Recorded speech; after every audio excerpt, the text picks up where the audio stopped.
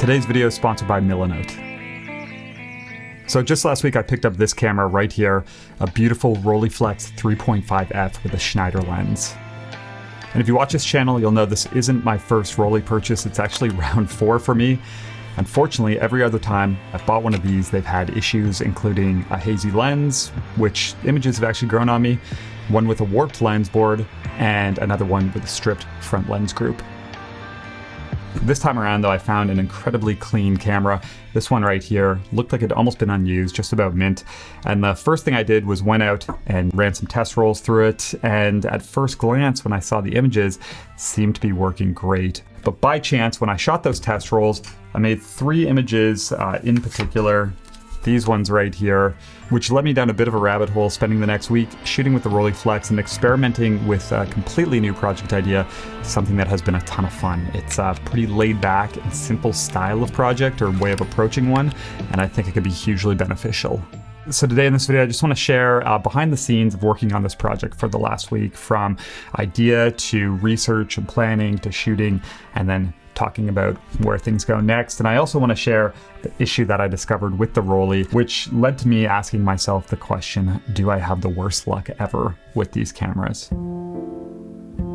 So back in 2017, when I was on the road for the year, working on my first book, An American Mile, there was one image in particular that sparked an idea or an interest. And it's this one right here of this Chinese food restaurant in, I believe, one of the southern states. And I find whenever I see these kind of Chinese takeaways or restaurants, they're always so unique to one another. You really never see one that's the same. And for a while now, I've always just been attracted to photographing these places, and I've thought that it'd be really kind of fun to do some sort of project documenting them and just showing kind of the differences, but can never really figure out what that approach would look like. But going out with the Rolleiflex to shoot those first few initial test rolls, with a fixed focal length, with the square format, led to me shooting a bunch of storefronts head on with very similar compositions. And when I got back and saw these 3 and printed them out and kind of laid them out together, what came to mind immediately was doing some sort of typology style of project with this subject. So if you're not familiar with the typology, the word is defined as a system used for putting things into groups according to how they are similar. But what this approach looks like for a photography project is essentially photographing multiple versions of the same thing over an extended period. And one of the most famous examples when it comes to typology work is the photography of Bernd and Hilla Becher. This is their book Basic Forms, but they were a pair of German photographers who essentially traveled the world and photographed different industrial structures, always in a very similar way when it comes to composition, featureless skies, and there's this kind of repetition to it, but covering a very wide area. Another great example is Ed Ruscha's 26 Gasoline Stations book from back in the 60s, which was quite literally photos he took of 26 gasoline stations along Route 66. And then a more current example is this book I have here, which is called Soviet Bus Stops by Christopher Herwig, which, as the title suggests, is photos of Soviet-era bus stops throughout a number of different countries. So this has always been a style and an approach that's really interested me, as there's this simplicity and kind of straightforwardness to it that for me is very different than anything else I've done. And I love the idea of having something like this as kind of a side project that's a little more laid back. So when I saw these images, I thought this would be the perfect subject to finally go and experiment with a typology. Okay, so for this trip, I ended up spending a day doing research, building out a route, and I ended up with 20 locations to visit over in South Wales. How I approach this always starts, step 1, Google Maps. Specifically for this trip, what I did is I went and I searched Chinese restaurant or Chinese takeaway, and I'm basically just using Street View to find interesting locations. And whenever I did, I would save that to a list. And basically the goal is to find enough in a specific area that I can narrow my focus for the trip. And with this one, like I said, that ended up being South Wales. And then step 2 after that, once I have my locations, is always to jump back into Google Maps. And the goal really now is just to build out a route to follow with a start point, an end point, and how the locations are going to fall in between. Specifically with this trip, 20 locations, it was important to know, okay, how does this make the most sense to drive around? Where am I going to start? Where am I going to go next? and so on. And then step 3 after that is always just to go and lay it out in front of me and have a place to access it when I'm on the road. So to do that, I've been using this tool for the past few years called Milanote. I've spoke about this on a channel a few times. But basically, Milanote is this online canvas for project planning. It's a way to brainstorm and organize and kind of lay out ideas. This is what it looks like right here. This is the board that I built out for this trip. Really intuitive and easy to use. You have all these tools on the side. You can drag in new elements and you can have subfolders. So if I jump back out to the home page, this is how I lay it out. Photo projects, for example, I have this typology project. This is the board I made.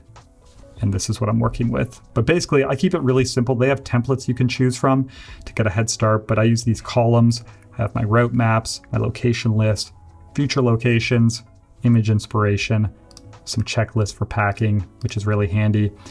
And then I have these subfolders here, and this is where I store specifically in trip 1 all of the locations I'm going to go visit, the street views for each. And this is so handy, one of my favorite things. Basically, when I'm doing that street view research, I use their web clipper tool, which saves the street view directly to my board. And then I have all of these references in here that I can look at on the road. So I'll use Milanote's web app on my phone and I can jump in here if I'm going to a location and I need to remember what it looks like or if I need to make adjustments to my trip. So super handy, but also I love how these route maps integrate. This is one of the other kind of most important things for me is after I've built out the route map, I just copy and paste the web address directly into my board and I can drag in the map and here it is. And all I have to do is click on the link, opens up that exact route. And again, I can use that on my phone to follow when I'm out driving. But yeah, this is what the trip looks like laid out. And like I said, Milanote's been really handy. If you want to try it out, there's a link below. I think they have a free plan. There's no time limit or anything. So you can go build a board, experiment yourself. But like I said, 20 locations over 2 days. So a lot of interesting spots to check out. Was pretty excited to get out there.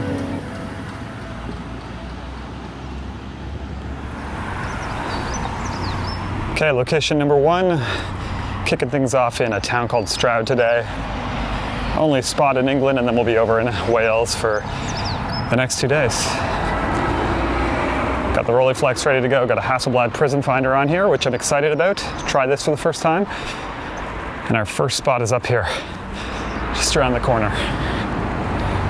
For this project, shooting with Kodak Ektar, which is a film that I've liked for a really long time and just have never really had a purpose for it. So I think it should be a nice fit for this stuff. All right, should be just around here. And looks like we might have no cars in front. It's gonna be tight.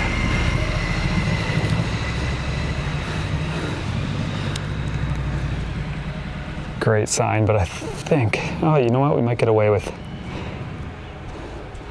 keeping that car out. We'll shoot it regardless.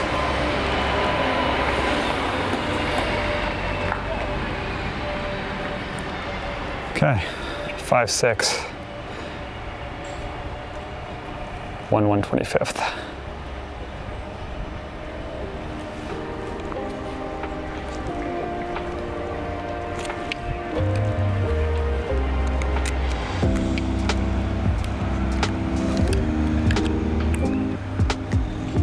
That is 1. Okay, 1 down, 19 to go. Get on the road, start picking these off. But I think there's gonna be some uncertainty with a lot of these places today. Just, don't know if, say there's like a car parked in front or a busy road or the way the light's hitting it with my reflection in the window. I tried to hide it on that last one the best I could. So yeah, I'll be curious to see which ones of these end up turning out and which ones just end up being write-offs. But anyways, on the road, we'll go find out. Okay, coming up to our second spot, we are in a town called Ledbury. I actually lied, we're still in England, so we have 2 spots in England today before we go into Wales. But this is one that looks like it's been closed for a couple of years, and it's one that kind of stood out to me. So I'm hoping it's accessible, not too busy. All right, this is the spot right here. Only issue is gonna be this road, which will be interesting.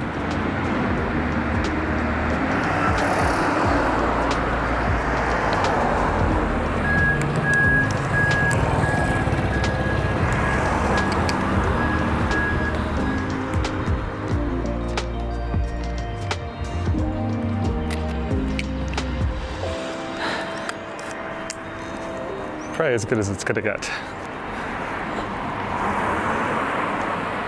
All right, so I've got the next one pulled up here, 20 minutes away. It looks like it should be in a bit of a quieter area.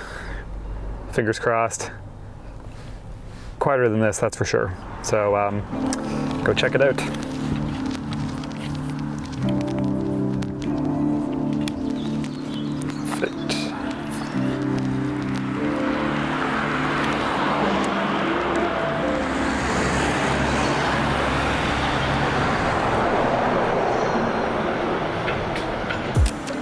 So having 20 locations on my list, I was pretty optimistic, but it did quickly become apparent that for most of them, there was going to be a 50-50 chance of success, with things like really busy roads or parked cars and even reflections making it challenging to shoot.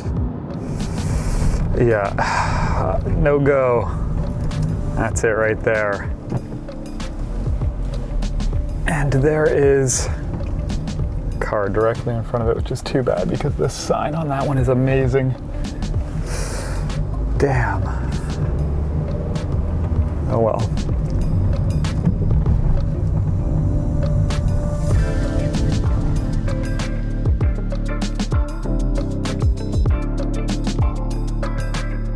Regardless, I was still able to photograph a bunch of the locations on my list for day one, and I wrapped things up that evening at one that was a bit off track, but a favorite that I visited before, a little further up in mid-Wales. So after the first day, I was at a total of 10 images so far, and that included the first few from the test roll.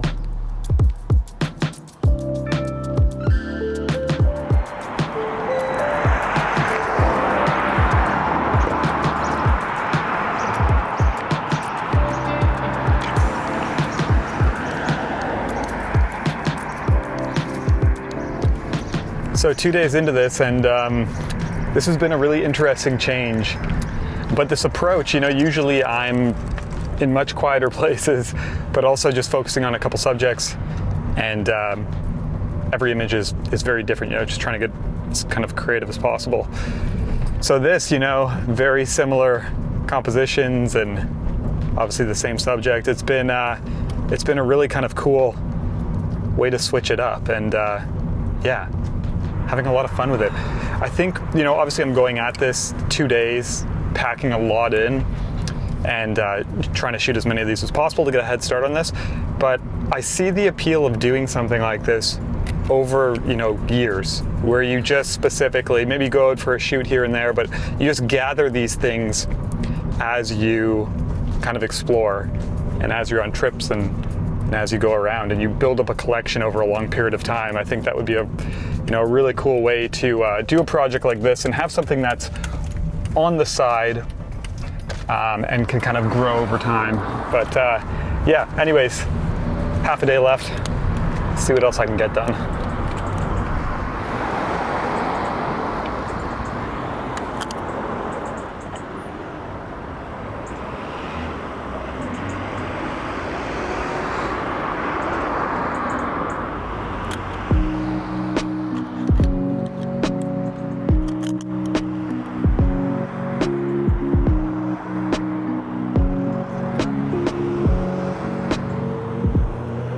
Okay, so 2 days on the road, a few images from the first test rolls as well. And what I've ended up with are 19 images here. And I gotta say, this was a lot of fun to do and quite a different approach for me. But just seeing all of these come together and how, the similar approach in terms of composition ties them together, but then highlights how different each one of these locations are, again, from the lettering to the signs, the colors, the details. Just a lot of fun. And, not all of these would be keepers. Obviously, this was a lot jammed into 2 days. Some of them didn't live up to expectations. But regardless, 19 images was a good way to get a feel for this. And there's a couple locations that I really enjoyed. This is probably my favorite. This was an old cinema that had been turned into a restaurant up in mid-Wales. Love this one in particular. But yeah, really, really fun to do this. And I think one of my biggest takeaways after spending the time working on this initially is just how much value and fun this can bring, especially if you're maybe like struggling or feeling a bit bored with your photography.